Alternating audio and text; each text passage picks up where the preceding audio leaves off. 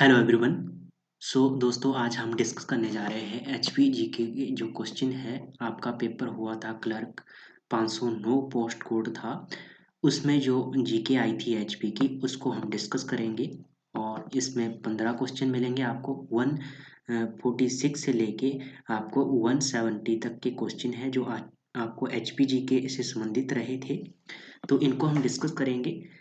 दोस्तों हमारा previous year के पेपर के जो क्वेश्चन होते हैं इनको डिस्कस करने का मकसद क्या होता है, क्योंकि जो प्रीवियस ईयर के क्वेश्चन होते हैं वो रिपीट होते रहते हैं एग्जाम में, जैसा कि आपने देखा भी होगा। ठीक है, तो ये हर एग्जाम के लिए मोस्ट रहेंगे, क्योंकि एचपीजीके का सेक्शन हर एग्जाम में आता है। जो आपका स्टेट का एग्जाम होता है, एचपी स्टेट का जो एग्जाम होता है। तो आइए शुरू करते हैं।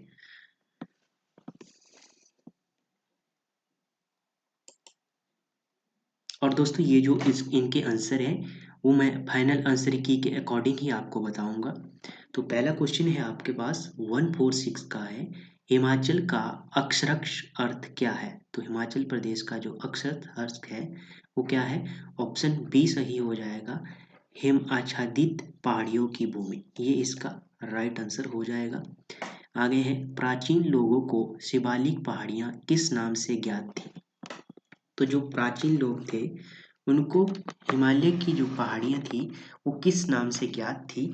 तो इसका राइट आंसर क्या हो जाएगा? इसका राइट आंसर हो जाएगा ऑप्शन ए, मानक पर्वत, ये इसका राइट आंसर हो जाएगा। आगे है, ब्यास नदी कहाँ से निकलती है? तो ब्यास नदी कहाँ से निकलती है दोस्तों? इसका राइट आंसर हो जाएगा रोहतांग दर्रा से निकलती है ब्यास नदी। अब रोहतांग की बात की जाए तो ये इसकी ऊंचाई कितनी है? 3798 मीटर की ऊंचाई है रोहतांग दर्रे की, और कुल्लू और स्पीति को ये जोड़ता है। बात की जाए इसका प्राचीन नाम क्या था? तो भृगुतुंग इसका प्राचीन नाम था।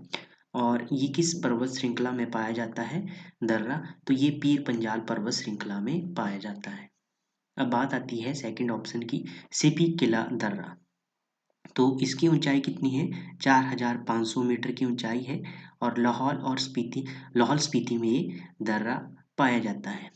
उसके बाद है बारालाचा। बारालाचा का अर्थ क्या है? शिखर पर चौराहा, ये इसका अर्थ है। अर्थ आपने ध्यान में रखना है, पूछ लेते हैं एग्जाम में। और ऊंचाई कितनी है? 4551 मीटर इसकी ऊंचाई है। और कहाँ पर स्थित है? लाहौल स्पीति में ये पड़ता है। ये लाहौल स्पीति में स्थित है दर्रा। आगे है आपका 149 क्वेश्चन, दोदो और पार्वती हिम नदियां हिमाचल प्रदेश के किस जिले में स्थित है? तो ये नदियां हैं, ये दोदो और पार्वती, इनको आपने ध्यान में रखना है क्योंकि रिपीट हुआ है क्वेश्चन, 2 एग्जाम में रिपीट हो चुका है ये क्वेश्चन। तो इसका राइट आंसर हो जाएगा ऑप्शन सी, कुल्लू जिले में स्थित है, कुल्लू डिस्ट्रिक्ट में स्थित है। चोबिया दर्रा किसकी सीमा पर स्थित है? तो 150 क्वेश्चन है आपका, इसका राइट आंसर हो जाएगा चंबा और लाहौल की सीमा पर स्थित है ये। ऊंचाई की बात की जाए 4934 मीटर इसकी ऊंचाई है। आगे है, हैंगरंग घाटी हिमाचल प्रदेश के किस जिले में स्थित है? तो हैंगरंग घाटी है जो, ये काफ़ी बार पूछा जाता है, इसको आप वेरी मोस्ट क्वेश्चन लगा लीजिए क्योंकि ये बहुत बार रिपीट होता है क्वेश्चन एग्जाम में। हैंगरंग घाटी किन्नौर में है। किन्नौर में और कौन कौन सी घाटी है? यूल घाटी है, सांगला घाटी है जो सबसे सुंदर घाटी भी मानी गई है, और रूपन घाटी है। ये आपने 3 घाटी है किन्नौर से संबंधित याद रखनी है। और बात की जाए चंबा की, तो चंबा में एक फेमस घाटी है बंदर घाटी, जो काफ़ी बार एग्जाम में पूछी जा चुकी है। सिरमौर की बात की जाए तो सिरमौर में क्यारदा दून घाटी पाई जाती है, इसको भी आपने ध्यान में रखना है। और इसके बाद जो आपका 152 क्वेश्चन है, इसमें क्या है? शिवपुरी झरना हिमाचल प्रदेश के किस जिले में स्थित है? तो ये इसका जो आंसर है, इसका आंसर फाइनल आंसर की अकॉर्डिंग ऑप्शन डी, सिरमौर में स्थित है ये झरना। तो इसको आपने ध्यान में रखना है, कहाँ पर? सिरमौर में स्थित है। बात की जाए मंडी, मंडी में क्या है? ताता पानी, जो एक गर्म पानी का चश्मा है, उसमें क्या गंधक युक्त है ये झरना।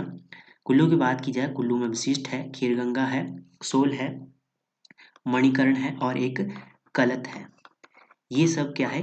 ये कुल्लू जिले के झरने हैं। ठीक है, आगे बात करेंगे हम 153 क्वेश्चन की, सुखसार झील किसके समीप स्थित है? तो सुखसार झील किसके समीप स्थित है? तो इसका राइट आंसर हो जाएगा रिवाल्सर मंडी के समीप स्थित है ये झील, ये इसका राइट आंसर हो जाएगा। आगे है रूपन घाटी, नहीं सेप्रोन घाटी, सेप्रोन घाटी की बात की जाए यहाँ पर पुलिस चौकी भी है। तो सेप्रोन घाटी की बात की जाए तो ये कहाँ पर स्थित है, ये सोलन डिस्ट्रिक्ट में स्थित है। ऑप्शन ए सही हो जाएगा आपका। ठीक है, और ऊना में क्या है, ऊना में जसवां घाटी है, इसको आपने ध्यान में रखना है, जिसे स्वां घाटी भी कहा जाता है। सिरमौर की बात की जाए तो ये हमने देखा कि क्यारदादून घाटी आपने ध्यान में रखना है, क्यारदादून जो वैली है उसको आपने ध्यान में रखना है सिरमौर से संबंधित। तो इसका राइट आंसर सोलन हो गया। पूर्व वैदिक काल में शिवालिक पहाड़ियों में कौन निवास करते थे, तो जो पूर्व वैदिक काल था उसमें जो शिवालिक पहाड़ियां थी उनमें कौन निवास करता था, तो इसका राइट आंसर हो जाएगा दास निवास करते थे। आगे है पांडवों ने अपना 12 वर्ष का वनवास यहाँ पर बिताया, कहाँ पर बिताया था इन्होंने, तो इसका राइट आंसर हो जाएगा आपका ऑप्शन सी, महासु में इन्होंने अपना जो 12 वर्ष का वनवास था वो बिताया था। ठीक है, आगे क्वेश्चन है किरात आर्य युद्ध से में किरात राजा सांबर की सहायता किसने की थी, सांबर था जो उसकी सहायता किसने की थी। 175 क्वेश्चन का आंसर है आपका 155 क्वेश्चन, 57 क्वेश्चन का आंसर क्या हो जाएगा, इसका राइट आंसर हो जाएगा ऑप्शन बेरिची ने की थी। ये आपने ध्यान में रखना है। कल्हूर का संस्थापक कौन था, तो कल्हूर का संस्थापक, कल्हूर जो बिलासपुर है उसका संस्थापक कौन था। ठीक है, तो इसका 158 क्वेश्चन का आंसर हो जाएगा बुंदेलखंड का राजा था। ठीक है, ये आपने ध्यान में रखना है।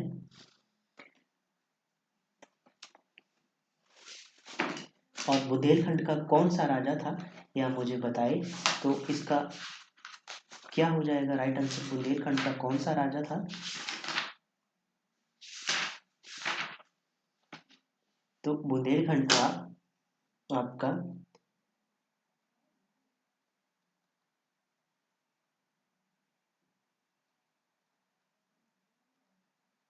बीरचंद, बीरचंद के द्वारा इसकी स्थापना होगी।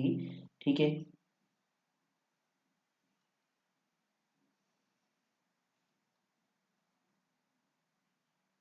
और जो अजय चंद था उन्होंने हंडूर रियासत की स्थापना की थी। ठीक है, बीरचंद ने, जो बीरचंद था आपका, इसने 900 ईस्वी में कल्हूर रियासत की स्थापना की। ठीक है, ये कहाँ का था, ये बुंदेलखंड का राजा था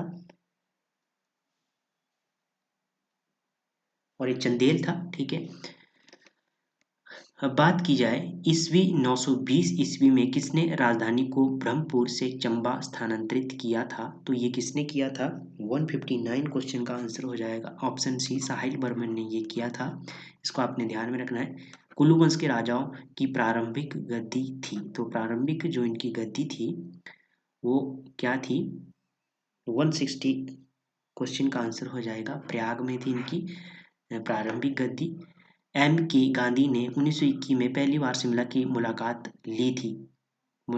ली थी और यहाँ कहाँ ठहरे थे, तो ये शांति कुटीर में ठहरे थे।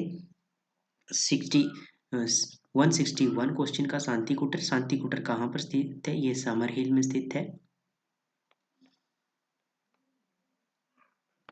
ठीक है, ये आपने ध्यान में रखना है।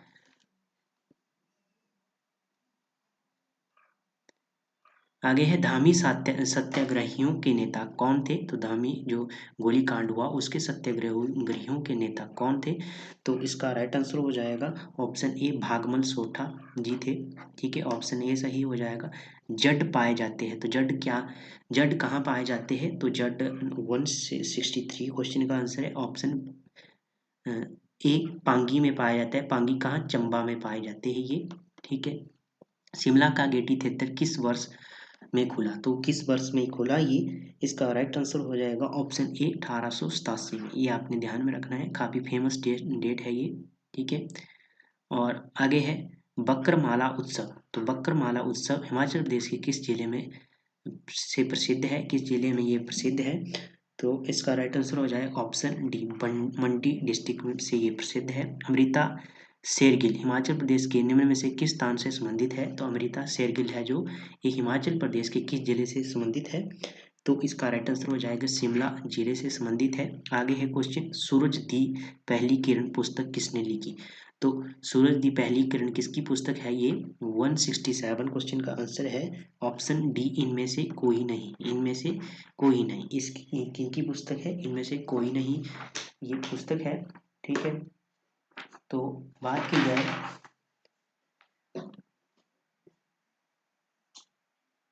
की जाए डॉक्टर बंसीराम की कौन सी पुस्तक है? इनकी है किन्नर लोक साहित्य। और शांता कुमार की कौन कौन सी पुस्तकें हैं? इनकी है धरती है बलिदान, और पहाड़ बेगाने नहीं, ये हिमालय पर लाल छाया, प्रवासी मेरे गीत। ये मोस्ट है, काफ़ी बार एग्जाम में पूछी जाती है ये।